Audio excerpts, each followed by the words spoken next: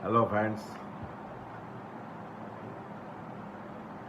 Angiography में hospitals में triple vessels बताते हैं, परसेंटेज बताते हैं। जैसे वो हार्ट के अंदर चले जा वो विजुअलाइज करके विदाउट अल्ट्रासाउंड परसेंटेज आप नहीं दिखा सकते हैं, फिर भी परसेंटेज का एक ट्रेंड चला है।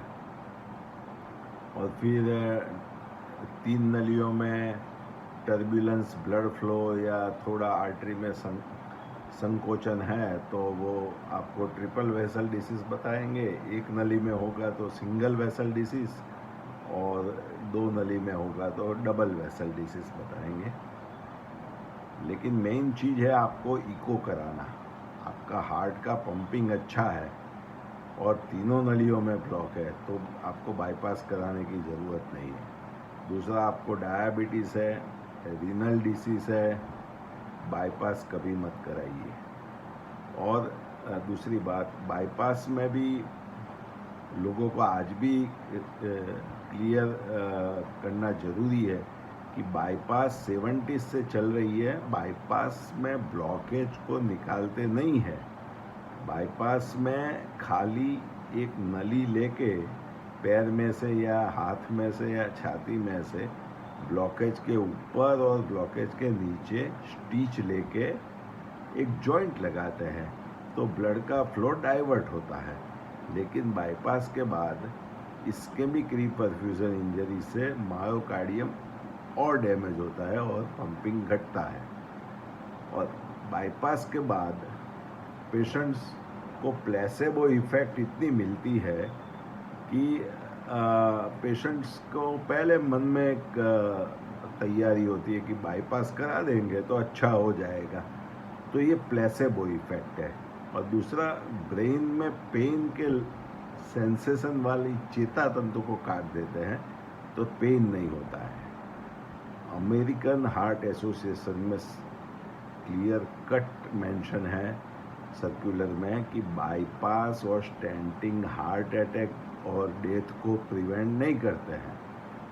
पेशेंट बाईपास कराते हैं, उसके बाद डॉक्टर को नहीं बोलते हैं कि भाई साहब आप मेरी एंजियोग्राफी फिर से करो, मेरी आर्टरियाँ खुल गई कि सब ब्लॉकेज निकल गए। वहाँ पे कोई ये प्रश्न नहीं पूछता है बाईपास कराने के बाद कि फिर से एंजियोग्राफी करो। जब यूएस एफडीए, यूरोपियन एफडीए ने अप्रूव किया है वर्ल्ड में जो पद्धति को, जो हार्ट फेलियर को ट्रीट करती है, हार्ट का पंपिंग बढ़ाती है, नेचुरल कोलेटरलाइजेशन, एंजियोजेनेसिस, आर्टीरियोजेनेसिस करती है, इन्फ्लेमेशन कम करती है, इन्फ्लेमेटरी मार्कर्स को डाउन करती है, नेचुरल बाईपास करती है, ब्लॉकेज के आजू बाजू रीरूटिंग और पाथवे नया डेवलप करके नई नई वेसल्स बना के और डोरमेंट वेसल्स को खोल के वो ट्रीटमेंट लेने के बाद पेशेंट की एक्सरसाइज टॉलरेंस बढ़ जाती है, स्फूर्ति बढ़ जाती है। बाईपास के जैसे 6 महीने तक, 1 साल तक पेशेंट्स दबा सा नहीं रहता है, लेकिन पेशेंट खुल के चल सकता है, एकदम हेल्दी फील करता है। फिर भी उसके मन में एक भ्रमणा रहती है कि मैं फिर से एंजियोग्राफी कराऊं। तो एक बात क्लियर है कि बाईपास में भी ब्लॉकेज नहीं निकालते हैं।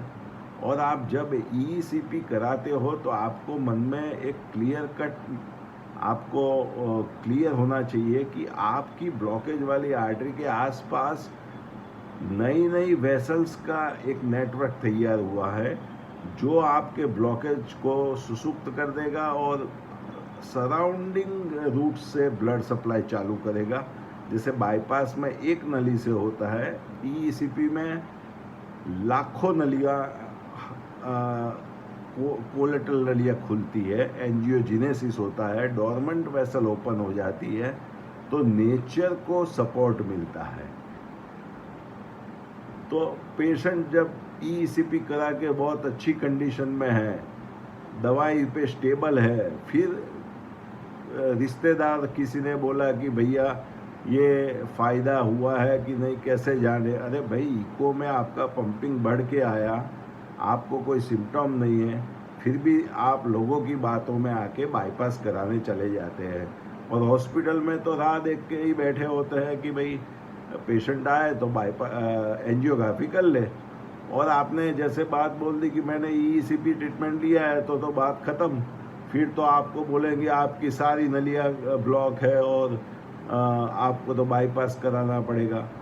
तो जो डिलेमा है कि आप बाईपास में आप जानते हो कि ब्लॉकेज नहीं निकालते हैं, ब्लॉकेज को डाइवर्ट करते हैं ब्लड फ्लो को, और वही चीज़ पूरे हार्ट में ईसीपी करती है, इसीलिए एफडीए ने उसको अप्रूव किया है।